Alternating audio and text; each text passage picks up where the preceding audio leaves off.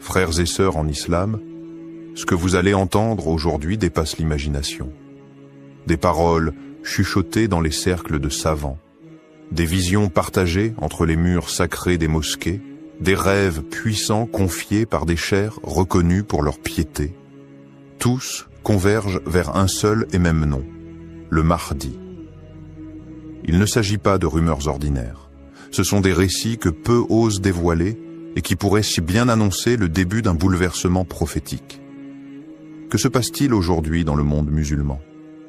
Pourquoi tant de savants, de chers et de guides spirituels parlent-ils de son imminente venue?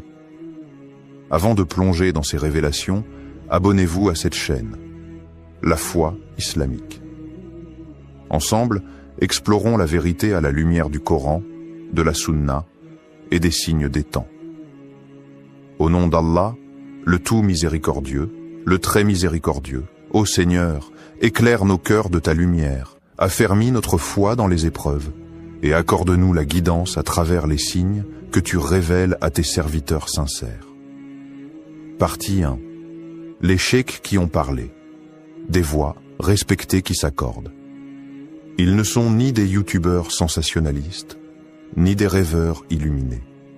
Ils sont des porteurs de savoir, des veilleurs dans la nuit du monde moderne, des hommes qui ont passé leur vie à lire, à prier, à observer et à se taire, jusqu'à ce que le poids des signes les pousse à parler. Cheikh Imran Hossein, Cheikh Nabil Al-Awadi, Cheikh Al-Habib Ali Al-Jifri. 3 noms, 3 horizons, mais un même frisson dans leurs propos. Quand ces figures prononcent le mot Mahdi, ce n'est jamais à la légère. C'est après des années de méditation, d'étude des hadiths, et parfois d'un rêve venu troubler leur nuit. Cheikh Nabil Al-Awadi, figure du monde sunnite, réputé pour sa prudence, n'a pas cherché à créer le buzz. Il a simplement déclaré, dans une voix tremblante mais ferme, « Nous vivons une époque où les signes mineurs sont quasiment tous passés. Il ne reste que les grands, et le Mahdi en est la clé. » Cette phrase n'est pas un cri. C'est un signal, discret mais profond. Et pour ceux qui connaissent la science des signes, ce genre de déclaration ne peut être ignoré. Ce n'est pas un homme quelconque qui parle. C'est un érudit, formé, entouré, respecté. Et pourtant, il ose évoquer ce que beaucoup n'osent qu'effleurer, l'imminence. Puis vient Cheikh Al-Habib Ali Al-Jifri, dont la parole est connue pour sa douceur, mais aussi sa profondeur spirituelle. Il ne donne pas de date. Il ne fait pas de chronologie. Il raconte un rêve qu'il a vu, un rêve bouleversant. Un homme au visage lumineux, à la Mecque, entouré de croyants criant « Tu es notre guide ». Il n'a pas dit que c'était le Mahdi. Il n'a pas prononcé ce mot. Mais son regard, en racontant ce rêve, parlait pour lui. Il tremblait d'émotion, comme si cette vision avait traversé son âme. Ce qu'il faut comprendre ici, c'est que ces hommes n'agissent jamais sur une impulsion. Ils sont les héritiers d'un savoir minutieux, transmis à travers les générations. Lorsqu'ils parlent, c'est avec des siècles de prudence derrière eux. Alors pourquoi maintenant? Pourquoi ces allusions, ces récits, ces alertes? Parce qu'ils sentent, non pas dans un délire mystique, mais dans une analyse du monde. Ils voient les systèmes s'effondrer, les tyrans se multiplier, les cœurs s'assombrir, et l'humanité atteindre un tournant. Et dans ce contexte chaotique, leur voix devient une lanterne. Une lanterne qui ne dit pas « il est là », mais qui murmure « il approche ». Et ce murmure devient une symphonie quand on entend Cheikh Imran Hossein évoquer la fin des temps. Depuis des décennies, il décrypte les signes. D'abord ignoré, puis critiqué, il est aujourd'hui écouté. Pourquoi? Parce que ce qu'il a annoncé hier devient réalité aujourd'hui. Lui aussi évoque l'arrivée du Mahdi. Pas comme une certitude datée, mais comme une conséquence logique de ce que les textes annoncent et que les événements mondiaux confirment. Ces cheikhs ne cherchent pas à convaincre. Ils appellent à préparer. non pas les valises, mais les cœurs. Ils ne disent pas « croyez à notre vision », ils disent « retournez à Allah, rapprochez-vous de la vérité, soyez prêts ». Et c'est peut-être cela le plus bouleversant. Ce n'est pas le contenu de leur vision qui nous secoue, c'est leur sincérité, leur prudence, leur douleur aussi lorsqu'ils évoquent ce qui vient. Car ils savent que l'arrivée du Mahdi ne sera pas un feu d'artifice. Ce sera une secousse, un réveil, une épreuve. Et seuls les cœurs connectés à la lumière divine tiendront. Partie 2. Des rêves révélateurs. Ce que certains ont vu du Mahdi.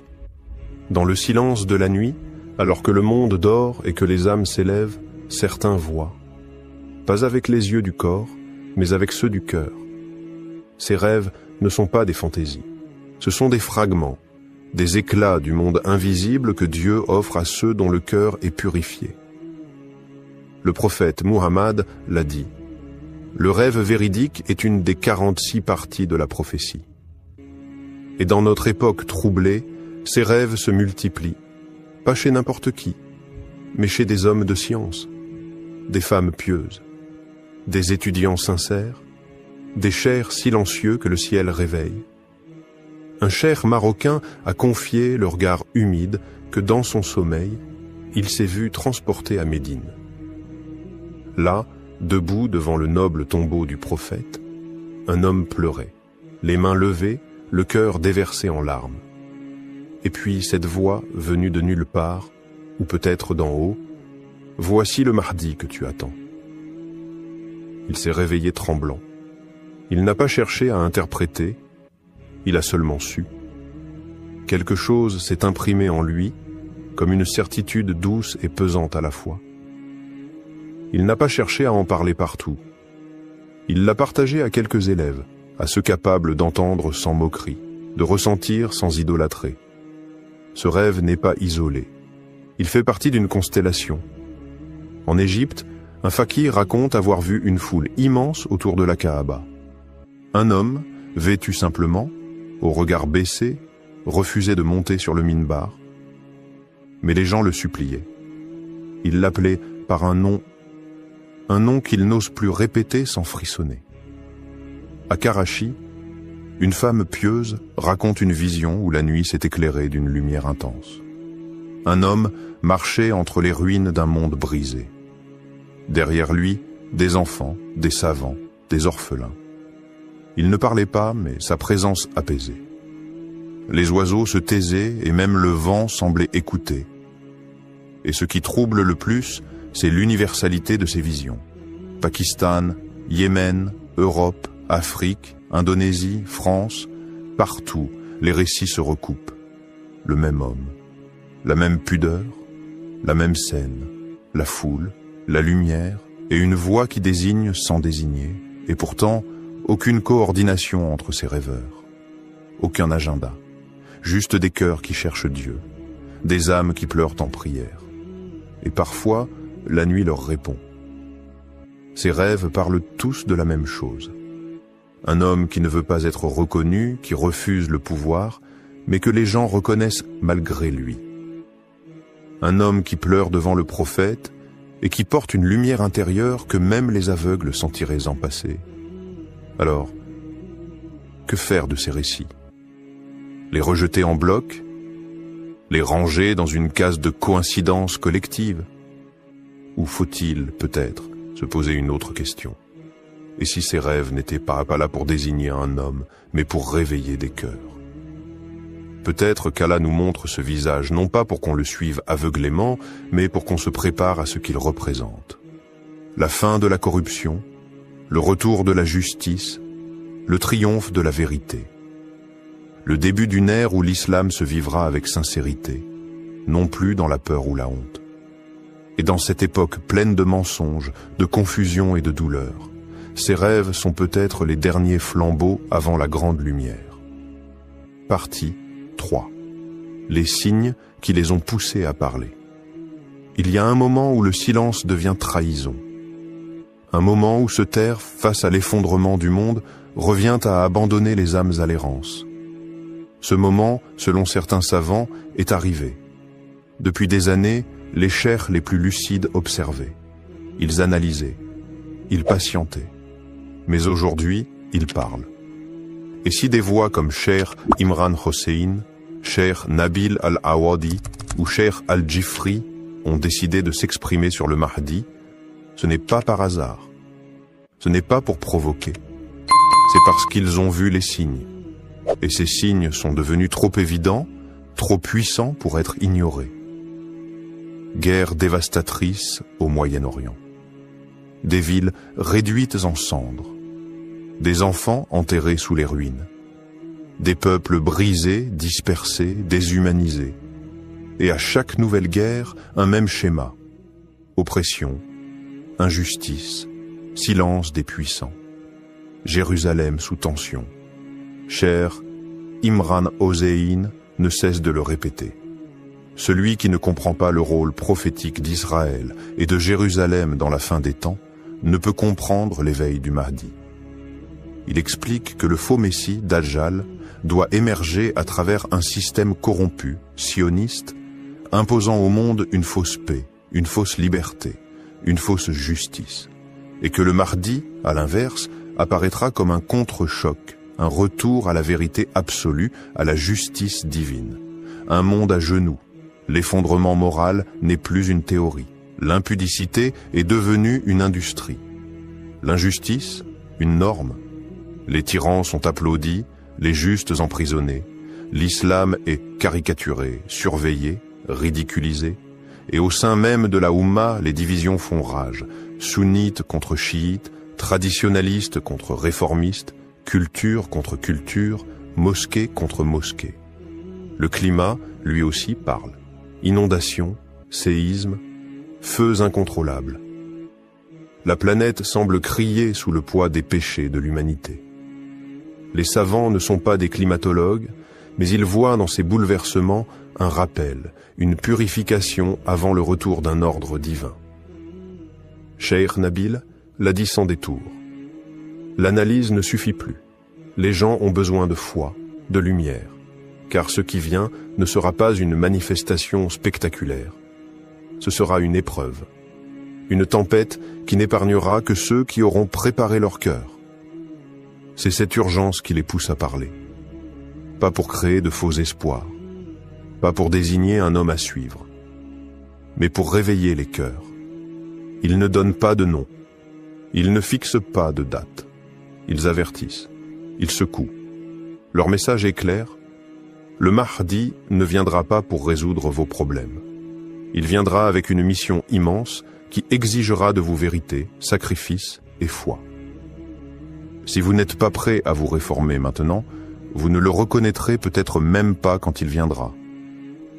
Ces chers voient, pas parce qu'ils sont devins, mais parce qu'ils ont appris à lire le monde avec le Coran dans une main, les hadiths dans l'autre, et les yeux tournés vers les signes d'Allah. Et ces signes, aujourd'hui, hurlent. Partie 4. La peur et l'humilité des savants devant ces signes. Il y a des vérités qu'on ne crie pas. On les chuchote avec respect, avec tremblement. Car elles ne sont pas des slogans, elles sont des responsabilités. Et c'est dans ce silence lourd, rempli de crainte et d'humilité, que les savants parlent du Mahdi. Ils ne s'affichent pas comme des visionnaires. Ils ne cherchent ni gloire, ni vue, ni applaudissements. Ils ne se prennent ni pour prophètes, ni pour élus. Non. Ils baissent l'âme la tête. Ils disent, nous ne savons pas, mais nous sentons. Et ce que nous sentons, c'est un appel. Leur voix n'est pas celle de la prédiction, mais celle de la précaution. Ils ne veulent pas exciter les foules, mais réveiller les cœurs. Cheikh Al-Habib Ali Al-Jifri l'a résumé dans une parole sobre et forte. Ce n'est pas notre rôle de dire quand, mais c'est notre devoir de dire comment s'y préparer. Et le comment ne parle jamais de politique, ni d'armes, ni d'agitation. Il parle de tauba, de ce retour intime à Allah, sincère, silencieux. Il parle de prières nocturnes, celles que personne ne voit, celle que seule la miséricorde d'Allah entend. Il parle de lecture du Coran, pas en récitation automatique, mais en méditation, en imploration. Il parle de purification du cœur, d'abandon des rancunes, des orgueils, des attaches mondaines. Car ce qui arrive, si cela arrive dans notre génération, ne sera pas une gloire facile, mais une épreuve immense. Le Mahdi, s'il est proche, ne viendra pas avec des promesses de confort ou des miracles de facilité. Il ne viendra pas flatter les foules, ni confirmer les illusions. Il viendra avec la vérité, pure, tranchante, exigeante. Et cette vérité ne se lit pas sur les pancartes, elle se lit dans les âmes. Et seules celles qui auront été purifiées pourront la reconnaître. Les savants insistent donc. Ce n'est pas une question de date, c'est une question d'état. Peut-être ne viendra-t-il pas dans nos vies. Peut-être oui. Mais si nous voyons les signes, alors ne rien dire, ce serait trahir. Ils parlent avec des larmes, pas avec des certitudes. Ils ne promettent pas, ils avertissent. Car la peur qu'ils portent dans leur cœur n'est pas celle du chaos, mais celle d'un peuple musulman endormi, qui pourrait rater ce moment décisif par simple distraction. Et ils rappellent ceci, avec douceur mais fermeté. Ne vous occupez pas de reconnaître le Mahdi, occupez-vous de devenir le genre de croyant qu'il reconnaîtra. Le Mahdi ne regardera pas la barbe, ni la tunique, ni les discours grandiloquents.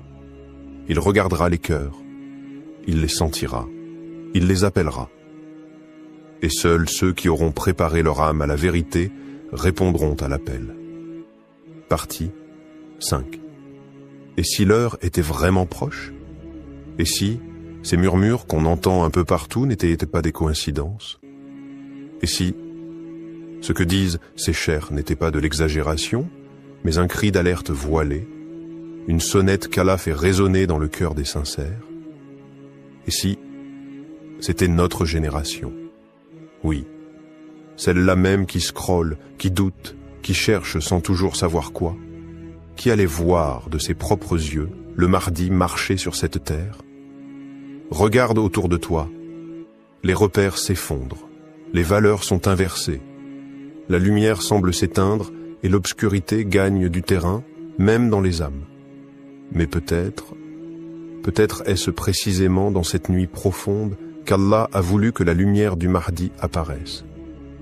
Et si ce n'était pas une légende? Et si ce n'était pas pour les autres, pour une époque lointaine, pour des récits d'histoire? Et si c'était maintenant, dans notre époque confuse et vacillante, qu'Allah a envoyé son serviteur caché, son réformateur promis, son signe vivant? Les jeunes musulmans, aujourd'hui, sont à la croisée des chemins. Beaucoup se sentent perdus, tiraillés entre modernité et foi, entre doutes et espoirs.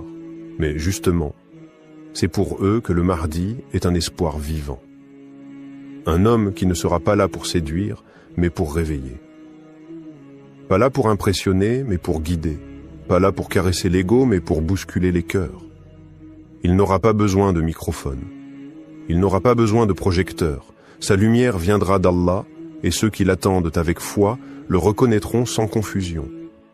Mais attention, ce n'est pas en spéculant sur lui qu'on se prépare. Ce n'est pas en débattant de son nom, de son origine, ou de ses gestes qu'on devient un de ses partisans. Ce n'est pas en surveillant les réseaux ou en cherchant des dates que l'on se tient prêt. C'est en purifiant son cœur. C'est en revenant à la prière, même quand personne ne regarde. C'est en refusant l'injustice, même dans le silence. C'est en écoutant les appels des savants, ces hommes droits qui n'ont rien à vendre, mais tout à transmettre.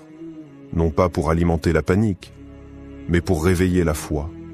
Parce qu'un jour, peut-être bientôt, peut-être très bientôt, tu te lèveras un matin et tu entendras que quelque chose a changé à la Mecque, ou qu'un homme inconnu a rassemblé des croyants, et que les visages pleurent, que les cœurs vibrent, et que ce que tu croyais loin était maintenant tout proche.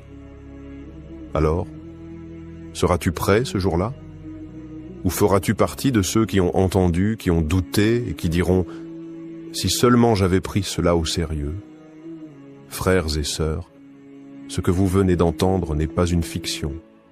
Ce n'est pas un récit pour frissonner, ni une histoire pour passer le temps. C'est une réalité qui frappe à la porte. Un souffle prophétique qui traverse les siècles et qui, aujourd'hui, se rapproche de nous. Des savants ont parlé. Des rêves ont été vus. Des signes se sont enchaînés. Mais tout cela, ce ne sont que des clés. La vraie question, elle était là. Que faisons-nous de ces clés? Tu peux fermer les yeux. Tu peux retourner à ta vie comme si rien ne changeait, ou tu peux te lever, te purifier, te reconnecter à ton Seigneur. Parce que ce qui arrive n'est pas un film, ce n'est pas un slogan. C'est une épreuve finale, un tamis, un crible qui séparera les cœurs sincères des cœurs aveugles. Le Mahdi n'a pas besoin de spectateurs. Il a besoin de croyants solides. Il a besoin de cœurs allumés par la lumière du Coran. Il a besoin de ceux qui ne fuient pas la vérité, même lorsqu'elle dérange. Alors écoute bien ceci. Ce n'est pas lui qui nous attend. C'est nous qui devons nous préparer à l'attendre. Beaucoup diront « c'est trop tôt ». D'autres diront « c'est trop tard ». Mais Allah a déjà écrit l'heure. Et le vrai croyant, lui, ne cherche pas la date. Il cherche à être prêt, quelle que soit l'heure. Abonne-toi à La Foi Islamique. Pas seulement pour suivre nos vidéos, mais pour faire partie de ceux qui veulent vivre avec conscience, marcher avec foi et mourir avec certitude. Qu'Allah fasse de nous ceux qui reconnaîtront le Mahdi sans doute et qui marcheront derrière lui sans peur. Allahumma arina al-haqqa haqqan warzuqna ittiba'a wa arina al-batila batilan warzuqna ijtinaba. Frères et sœurs, il y a des moments dans l'histoire où les événements ne sont plus isolés, où les signes se regroupent, s'enchaînent et pointent tous vers une même direction.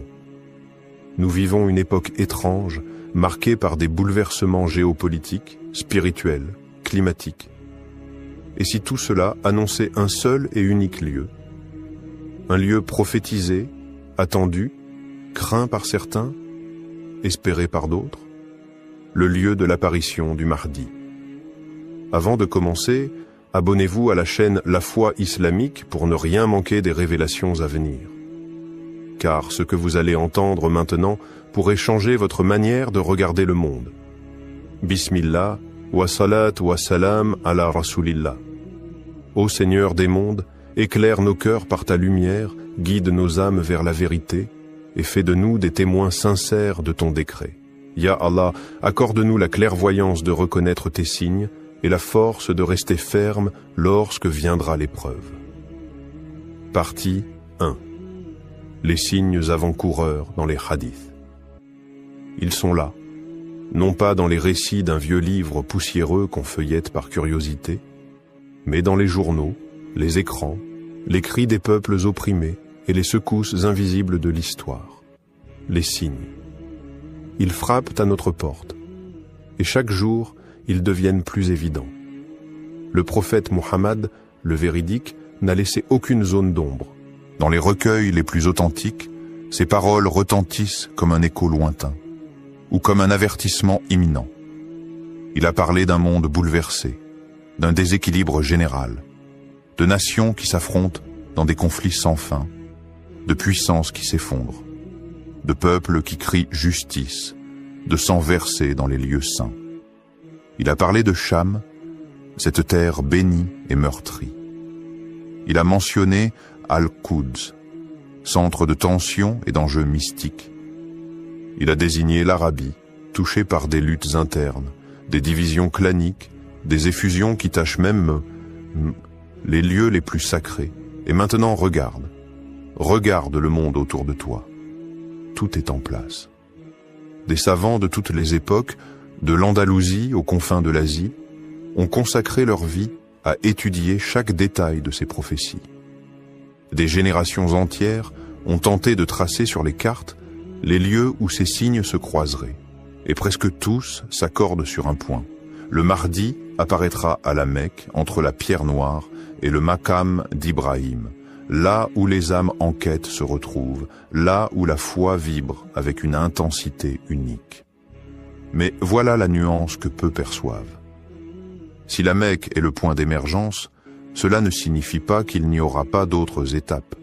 Car avant de se dévoiler au monde, le Mahdi est un homme qui marche dans l'ombre. Il ressent les douleurs du monde.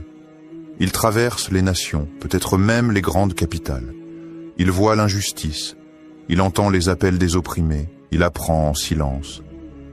Certains signes visibles, les guerres, les tremblements de terre, les crises sociales, sont comme les grondements avant une éruption.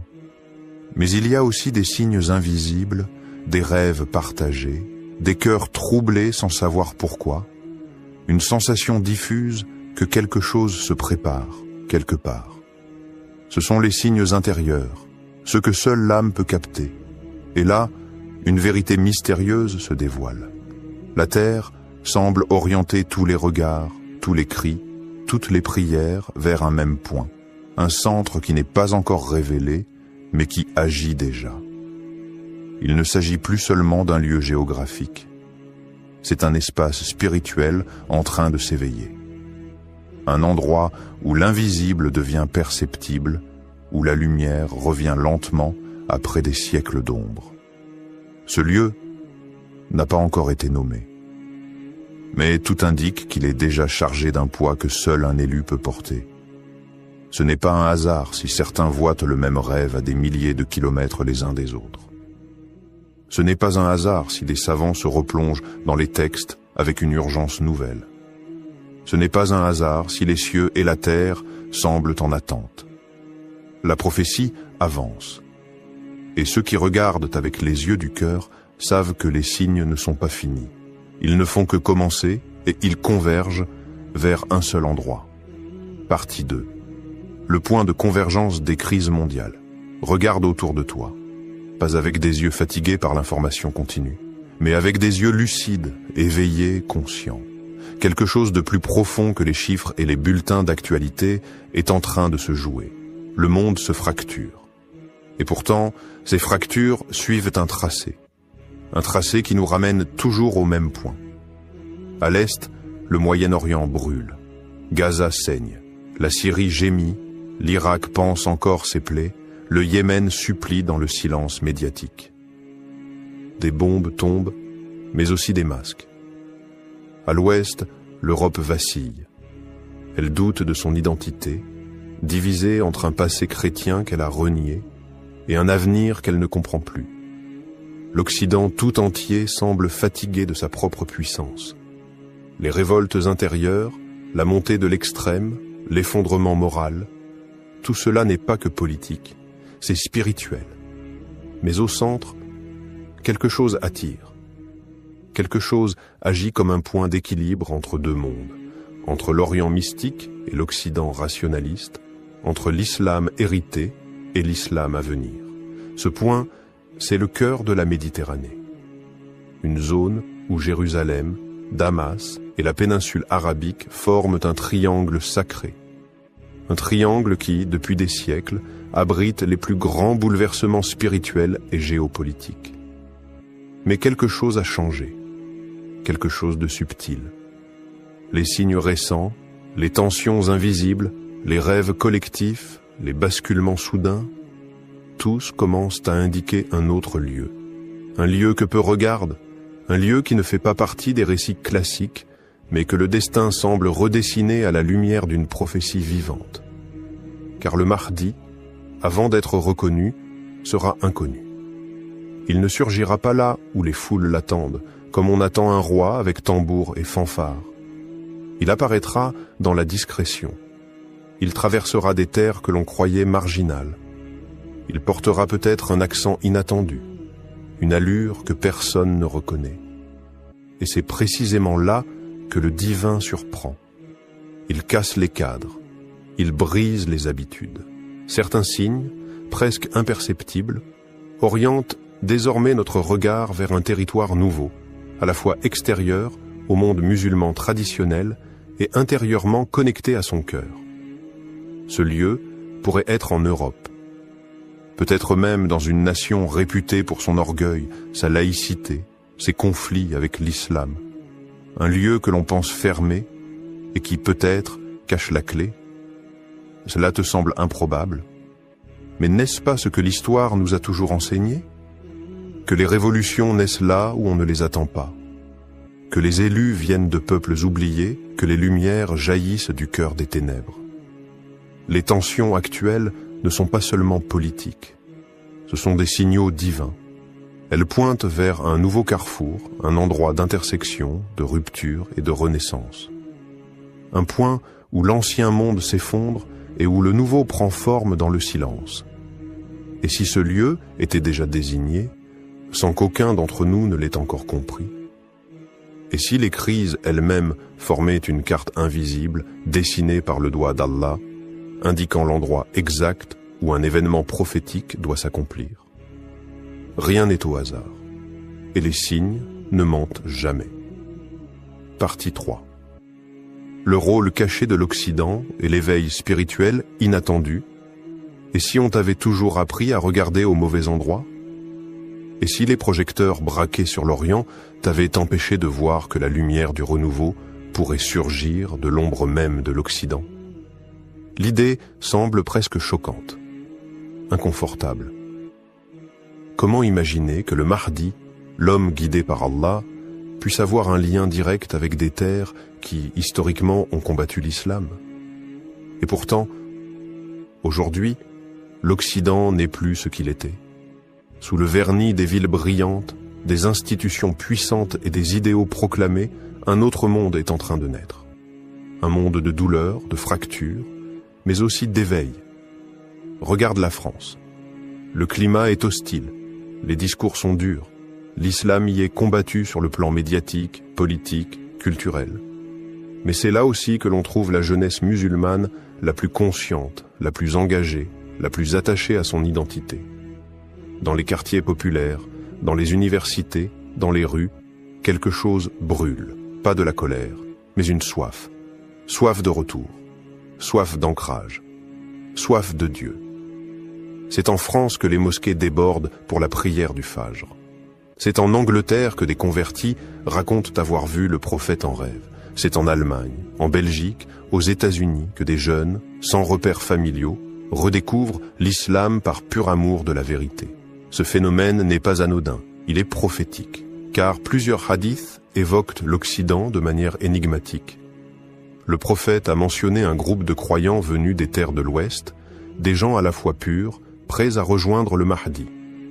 D'autres traditions, bien que sujettes à interprétation, laissent entendre que le Mahdi vivra un temps dans une terre d'incrédulité, une terre où il sera inconnu, rejeté, persécuté, mais protégé. C'est dans l'épreuve que les cœurs sont forgés. C'est dans l'exil que les prophètes ont été formés. Musa a grandi chez Pharaon. Youssouf a été élevé loin de sa famille. Le prophète Muhammad a été rejeté par les siens avant d'être accueilli à Médine. Et si le Mahdi suivait cette même trajectoire? Et s'il avait été élevé dans un monde de contradictions pour mieux le dépasser? Et s'il vivait aujourd'hui dans une capitale occidentale, en silence, observant, priant, pleurant les péchés de l'humanité, en attendant l'ordre divin? Peut-on imaginer un instant que Paris, cette ville de lumière profane, soit aussi le théâtre secret de la lumière divine? Elle qui incarne tant de rejets, pourrait-elle devenir le lieu de l'accueil? Un lieu où le Mahdi vivrait caché, anonyme parmi les anonymes. Un cœur pur battant dans un monde hostile. Un homme éveillé, protégé non par les murs, mais par la volonté d'Allah. Et si les épreuves des musulmans en France, leur douleur, leur résistance, n'étaient pas de simples injustices, mais un signe que quelque chose se prépare. L'histoire d'Allah ne suit jamais les chemins qu'on attend. Elle renverse les puissants. Elle élève les opprimés. Elle transforme les périphéries en centres et les lieux rejetés en lieux élus. Et toi, as-tu ouvert les yeux sur ce lieu inattendu où tout pourrait commencer? Partie 4. Pourquoi Paris concentre tous les signes? Regarde Paris, pas avec les yeux du touriste, ni ceux du politique. Regarde-la avec les yeux du cœur, avec la lecture des signes. Paris n'est pas qu'une ville, c'est un champ de bataille invisible. C'est le miroir des contradictions du monde moderne, où la foi est traquée mais jamais étouffée, où l'obscurité croit dominer mais laisse toujours filtrer la lumière. Ici, les minarets sont étouffés mais les cœurs s'élèvent. Ici, la parole de Dieu est contestée mais constamment récitée dans les foyers, les cellules, les ruelles. Ici, les musulmans sont surveillés mais plus vivants que jamais. Est-ce un hasard? Ou est-ce le lieu exact de l'épreuve choisi par Allah pour que naisse ce feu dont parlent les hadiths? Un feu qui ne brûle pas pour détruire, mais pour révéler. Paris, ce n'est pas seulement la ville des révolutions, c'est aussi la ville du refus des prophètes, la ville des philosophies humaines, des lois sans Dieu, de l'ordre sans foi. Mais c'est dans ces lieux extrêmes, dans ces points de rupture, que naissent les plus grandes révélations. Souviens-toi, le Mahdi ne vient pas pour les conforts. Il surgit dans le chaos, dans le rejet, dans la nuit. Et cette nuit, Paris l'a déjà depuis longtemps. Mais une étoile pourrait bien s'y lever. Les récits soufis, porteurs de secrets transmis d'oreilles en oreilles, parlent d'un homme juste, discret, solitaire, habitant une ville étrangère aux lois divines. Il est silencieux mais éveillé. Il pleure la nuit, pris dans les coins sombres, et personne ne soupçonne qu'il est celui qu'Allah prépare. Ces récits ne nomment pas Paris. Mais ils parlent d'une grande capitale occidentale, où il restera caché jusqu'au moment du retournement. Et quel autre lieu aujourd'hui correspond à ce tableau plus que Paris, capitale de la laïcité, de l'orgueil humain, et pourtant si peuplée de cœurs soumis? Paris est l'épicentre de la tension. Chaque manifestation, chaque injustice, chaque débat sur l'islam alimente cette tension spirituelle, comme si un nerf invisible était touché, comme si la ville pressentait quelque chose qu'elle ne comprend pas. Le Mahdi, dit-on, ne veut pas du pouvoir. Il ne cherche pas l'apparition. Il est appelé par les événements et forcé par le destin divin. Et pour qu'un tel homme surgisse, il faut un terrain brûlant, un lieu qui le forge, qui le rejette, puis qui l'appelle à en sortir. Paris n'est pas la fin du voyage, mais elle pourrait bien être le départ, car c'est là que le feu intérieur s'allume. C'est là que le silence du Mahdi devient plus fort que les cris du monde. C'est là, dans les rues chargées de colère, dans les regards pleins de rejet, dans les invocations nocturnes des oubliés, que la lumière se prépare à descendre, et quand elle se déversera, elle ne viendra pas avec des slogans, mais avec le poids de la vérité. Partie 5. Les cartes anciennes et les révélations ésotériques. Il existe des cartes que l'on ne trouve pas dans les manuels scolaires, des cartes que l'on ne trace pas avec des frontières politiques, mais avec des lignes invisibles, des lignes d'énergie, des trajets de lumière, des veines spirituelles que les anciens connaissaient. Les maîtres soufis les appelaient par les routes secrètes de la présence divine. Selon eux, certains lieux sur Terre ne sont pas seulement géographiquement stratégiques, mais cosmiquement choisis. Des nœuds où le ciel rencontre la Terre, où le destin du monde s'articule. Parmi ces points faits mystérieux, Paris apparaît, pas comme une ville sainte, mais comme un croisement, un carrefour chargé, un point d'intersection entre les tensions de la fin des temps.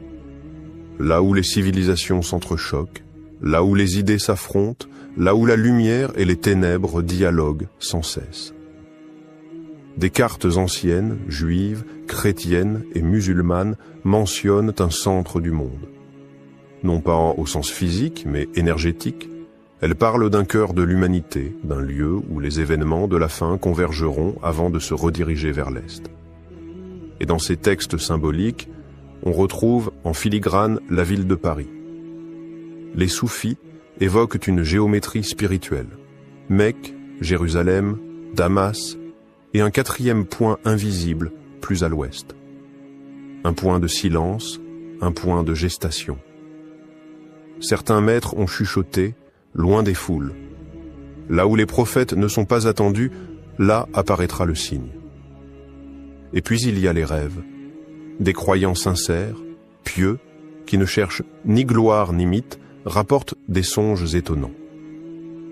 Un homme, vêtu simplement, debout au cœur d'une grande ville européenne.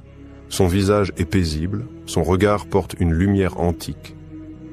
Il ne parle pas, mais ceux qui le voient comprennent sans mots. Il est là, et le monde l'ignore. Des coïncidences étranges, des versets récités dans des ruelles, entendus par des inconnus au moment exact où leur cœur cherchait Dieu. Des apparitions de lumière au-dessus des minarets en pleine nuit, des enfants récitant des sourates qu'on ne leur avait pas encore enseignées, des prières exaucées dans les moments les plus noirs. À Paris, ce ne sont peut-être que des coïncidences, ou peut-être sont-elles les signes subtils du réel, comme des gouttes d'eau avant la tempête prophétique. Le Mahdi, selon certains récits, marchera longtemps dans l'ombre avant d'être appelé à la lumière. Et cette ombre peut être une ville,